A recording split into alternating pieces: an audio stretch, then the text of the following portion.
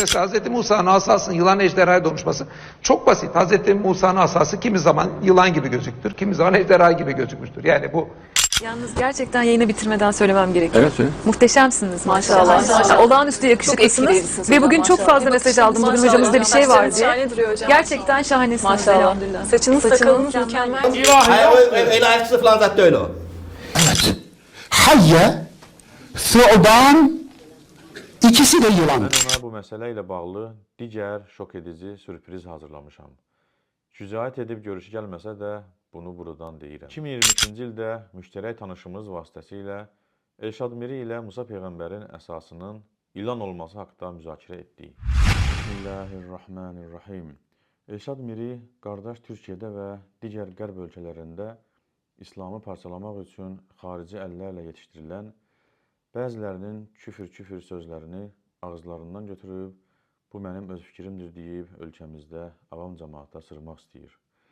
Qəribədir ki, onların həm İslama zidd olan sözlərini, fikirlərini yayır, hansı ki bunu dəfələrlə Allahın izni ilə, sübutlarla qeyd edib, səhvlərini bəyan etmişəm, həm də çəkdikləri misalların belə eynisini çəkir.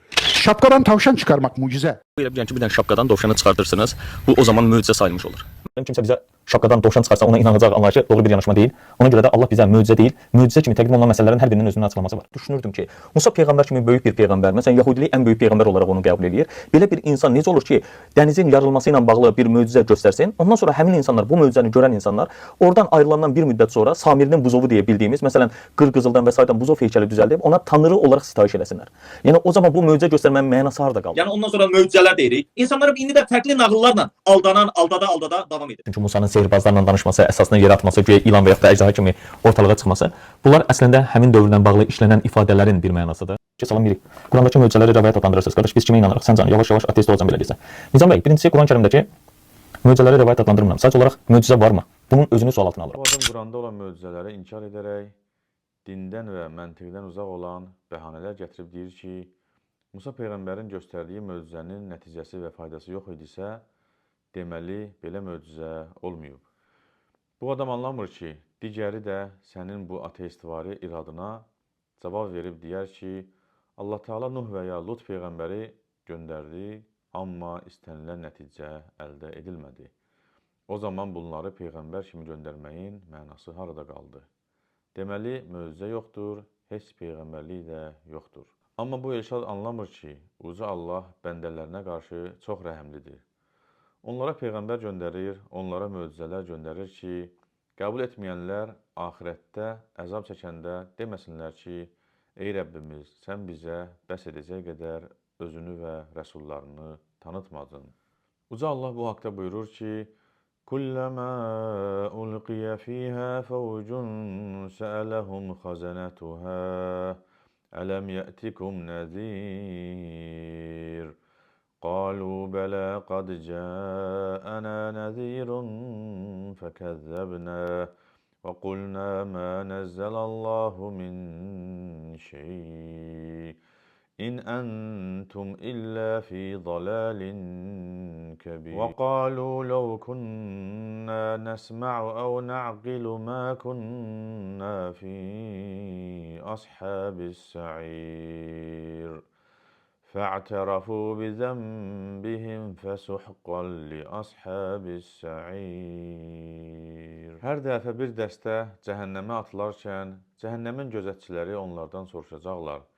Məgər sizə xəbərdarlıq edən bir peyğəmbər gəlməmişdimi? Onlar belə deyəcəklər, bəli, bizə xəbərdar edən peyğəmbər gəlmişdi. Ancaq biz onu yalanladıq və Allah heç bir şey nazil etməmişdir. Siz böyük bir azğınlıq içindəsiniz demişdik. Onlar, əgər peyğəmbərləri dinləsəydik, yaxud ağlımızı işlətsəydik, alovlu o dəhli arasında olmazdıq deyəcəklər. Beləcə onlar öz günahlarını etiraf edəcəklər. Həmçinin Uca Allah gələcək ümmətlərə bildirir ki, bu qədər əyani möcüzələrini görüb yenə də Bəni İsrail kafir oldular. Amma Məhəmməd Peyğəmbərin sallallahu aleyhi və səlləm səhabələri isə heç bu qədər möcüzələr görmədən belə iman edib canlarını və mallarını Allah yolunda fəda verdilər, Uca Allaha şərik qoşmaqdan əl çəkdilər. Ona görə də Uca Allah o səhabələrdən və Hətta bizlərdən kimsə onlara tabe olarsa, o kəslərdən razı qaldığını bəyan edərək buyurur. وَالسَّابِقُونَ الْأَوَّلُونَ مِنَ الْمُهَاجِرِينَ وَالْأَنصَارِ وَالَّذِينَ اتَّبَعُوهُم بِإِحْسَانٍ رَضِيَ اللَّهُ عَنْهُمْ وَرَضُوا عَنْهُ وَأَعَدَّ لَهُمْ جَنَّاتٍ تَجْرِي تَحْتَهَا الْأَنْهَارُ خَالِدِينَ فِيهَا أَبَدًا ذَلِكَ الْفَوْزُ الْعَظِيمُ. İslamı ilk əvvəl qəbul edib, bu işdə başqalarından irəli düşən mühacirlərə və ənsara, həmçinin yaxşı işlər görməkdə, onlara tabe olan kimsələrə gəldikdə, Allah onlardan, onlar da Allahdan razıdırlar. Allah onlar üçün əbədi qalacaqları, ağacları altından çaylar axan cənnətlər hazırlamışdır. Bu böyük qurtuluşdur. İndi isə keçim əsas mövzumuza. 2022-ci ildə müştərək tanışımız vasitəsilə Elşad Miri ilə Musa Peyğəmbərin əsasının ilan olması haqqında müzakirə etdik. Uca Allah buyurur, قَالَ أَلْقِهَا يَا مُوسَى فَأَلْقَاهَا فَإِذَا هِيَ حَيَّةٌ تَسْعَى. Allah dedi, ey Musa, onu əsanı at. Musa dərhal onu atdı. Bir də gördü ki, o sürətlə hərəkət edən bir ilan oldu. O ərəbcə bilən kimdirsə, Quran biraz yarısını ərəbcə bilir, yarısını bilmir deyə belə deyir. Düzdür, həyyətun birincisi həyyun sözü diri deməkdir. İnsan kişi cinsində diri deməkdir. Həyyətun qadın cinsində diri deməkdir. Canlı desək, yox, diri deyəndə diri deyəndə diri onsuz canlı sanır, bəli. Və bir həmçinin ərəb dilində həyyətun ilan deməkdir. Burada həmçinin Allah ilan çevrilir deyir. İndi desək ki, tutaq ki, necə bilərsən ilan da orada həyyətun. O bir ayət 69 gəlir və baxım, orada udur deyir. Musa Aleyhisselamın atdığı, onların attığını udur. Yaxşı, udan nədir səncə? Udan hansı canlıdır? İlan və s. Axı, hansısa bir qorxunc heyvana çevrildi utdu da. Yəni, yaxşı canlı hansı canlı idi? Onu tərcümə edən nə deməkdir? Canlının adını desin, gör nə canlı idi desin. Burada fakt ayədə utdu deyir, onların attığını udur deyir. Həmin bu ilan. Diri olan bir şey. Deyək lap. Ərəbcə həyyətun həm canlı deməkdir, həm ilan deməkdir. Ərəb dilində ilanın çox adı var. Bir də mənası Sü'bəndir, Sü'bən. Yaxşı. Əraf 107, Şüara 32. Orada Allah Sü'bən deyir. İndi bunun tərcüməsini görüb tərcümə edən kimsə necə eləyir bəs? Çatdı fikrim. Orada heyyə yazılmış mən deyən. Yaxşı, deyək o bir mənası diri deməkdir. Diri qadın deməkdir. Kişi cinsində deyil, qadın cinsində deməkdir. Heyyun kişi diri kişidir, həyyətun diri qadın. Bəs burada Sü'bən deyir. Əraf 107, Şüara 32. İndi bir dənə bunun tərcüməsini görüb ərəbcə bilən zəhmət olmasa. Elşad iddia etdi ki, əsa ilan olmayıb. Ayədə keçən həyyətun ilan yox, canlı mənasını verir. Yəni əsa canlıya döndü. Mən də dedim ki, o zaman ilan deyilsə, bəs oradakıları udan nədir? Dolaşdığı üçün kim udur, nəyi udur, sualıma heç cavab vermədi.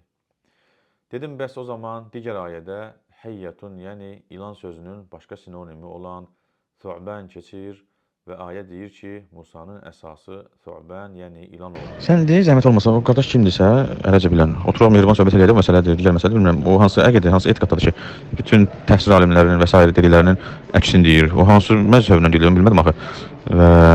Yəni, söz oyunu, əlbəttə ki, ola bilir, ərəb dilində həyyətun da ilan mənası verə bilir, Sü'bən ilan mənası verir, əf'a da ilan mənası verir, hətta bizə əfi ilan deyirlər, bizə əf'a, ərəb sözüdür, Quranda keçir bu dediklərimin və bizim dilimizdə də var, onsuz da, yəni, prosta ərəbcə bilən adam o özü bilir ki, harada nə məna verir. Misal üçün, dovşan kök yedi.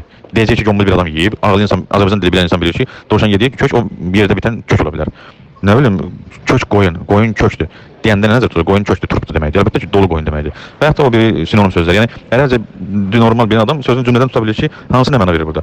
Yaxşı, dediyim kimi, bəs orada udmaq, suyun çatdığı yerə deyilir, bəli. Amma məşhur söz deyil. O ərəb dilində kitablarda olan söz, yəni zaman içində məşhur deyil o söz.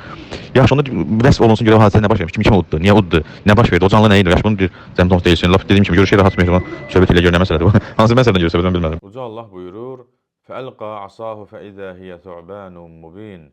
Musa əsasını atdı və o dərhal açıq-aydın bir ilan oldu. Yenə yozaraq dedi ki, orada thu'ban suya aid olan məsələdir.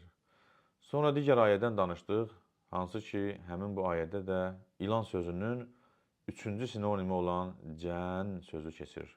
Uca Allah buyurur: وَأَلْقِ عَصَاكَ فَلَمَّا رَآهَا تَهْتَزُّ كَأَنَّهَا جَانٌّ وَلَّا مُدْبِرًا. Əsanı yerə at. Musa əsanı yerə atdı. O, əsanın ilan kimi qıvrıldığını gördükdə dönüb qaçdı. Elşad elə bilirdi ki, ərəbcə cən ilan demək deyil. Mən də ona hədisdən, ərəb dilindən sübut gətirdim ki, cənnun sözünün ərəbcə bir mənası da ilan deməkdir. Burada cən sözünün başqa nə məna verdiyini sual altına ataraq bir yekun fikir demədi. Yalnız dedi ki, burada ilandır deyirlər, o biri ayədə isə cindir deyirlər. Nə qədər israr etsəm də ki, yaxşı, o zaman Elşad bu hadisəni canlandırsın, görək bu əsa nəyə çevrildi, nə baş verdi orada, kim kimi uddu, özü də dolaşıb qaldığı üçün cavab vermədi. Çünki bu sualıma cavab versəydi, həmişək kimi onlarla ziddiyyəti ortaya çıxacaqdı. Bu adam həmişə belədir. Qurana qarşı şübhələr çıxarır, insanları şübhəyə salıb Qurandan soyutmaq istəyir. Amma doğru variantını da ya demir, ya da deyəndə çox gülünc bir variant alınır. Ona görə də bu Elşad Quranı tərcümə edib bitirə bilmir. Düzdür, özü onsuz da ərəbcə normal bilmir, hələ bir tərcümə də etsin. Amma ondan bundan oğurlayıb quraşdırmaq ən azından asandır. Bu Elşad sonra dedi ki, ilana Thuban deyən ayədə heç udur sözü keçmir.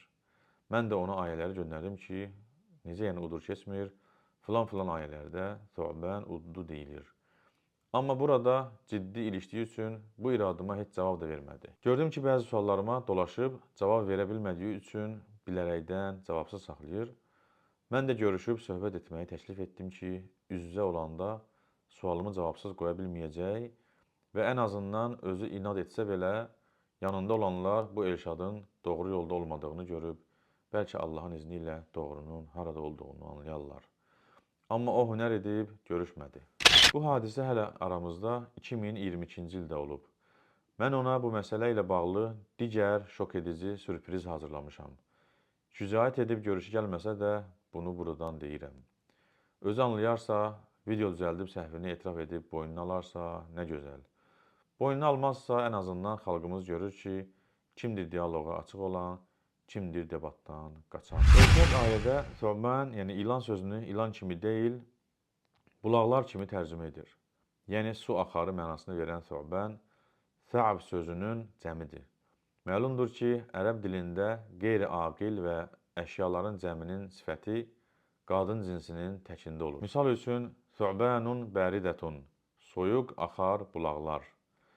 Thubanun sözü Tha'bun sözünün cəmi olan bulaqlar mənasını verirsə, bulaqların sifətinə kişi cinsində Thubanun bəridun demək ərəb dilində çox kobud bir səhv sayılır. Üzü Allah isə Elşadın müqəddəs saymadığı müqəddəs Quran-Kərimdə belə buyurur. فَأَلْقَى عَصَاهُ فَإِذَا هِيَ ثُعْبَانٌ مُبِينٌ Musa əsasını yerə atdı və o dərhal açıq-aydın bir ilan oldu. Deməli, bu ayədə Thuban sözü bir ilan mənasını verdiyi üçün, həm də Thuban sözü ərəb dilində erkək ilan olduğu üçün, sifəti də kişi cinsində oldu deyə Uca Allah açıq-aydın deyərək kişi cinsində Thubanun mubinun dedi. Dərhal bu ayədən sonraki ayədə əl sözü qadın cinsindədir deyə Uca Allah əlin sifəti olan ağ sözünü də qadın cinsində işlədərək beyza'u dedi, əbyadu demədi. Uca Allah buyurur, وَنَزَعَ يَدَهُ فَإِذَا هِيَ بَيْضَاءُ لِلنَّاظِرِينَ Əlini qoynundan çıxartdı və o, baxanlar üçün ağ bir əl oldu. Əgər Elşadın ondan bundan eşidib dediyi kimi, burada Tha'b sözünün cəmi olan Thuban, yəni bulaqlar mənasını versəydi, mütləq olaraq ayədə فَإِذَا هِيَ ثُعْبَانٌ مُبِينَةٌ olmalı idi. Deməli, bu və hələ demədiyim nə qədər ciddi sübutlar var ki, ayədə Hiyyətun, Thu'banun, Cənnun sözləri hamısı ilan mənasını verir. 1450 ildir ki, bunu hamı da belə anlayıb, hətta sənin bəhrələndiyin bəziləri də vardır ki, onlar da bu sözlərin hamısını ilan mənasında anlamışdırlar. Biz mesela Hz. Musa'nın asasının yılan ejderhaya dönüşmesi çok basit. Hz. Musa'nın asası kimi zaman yılan gibi gözüktür, kimi zaman ejderha gibi gözükmüştür. Yani bu Hayyetun tes'a. Evet.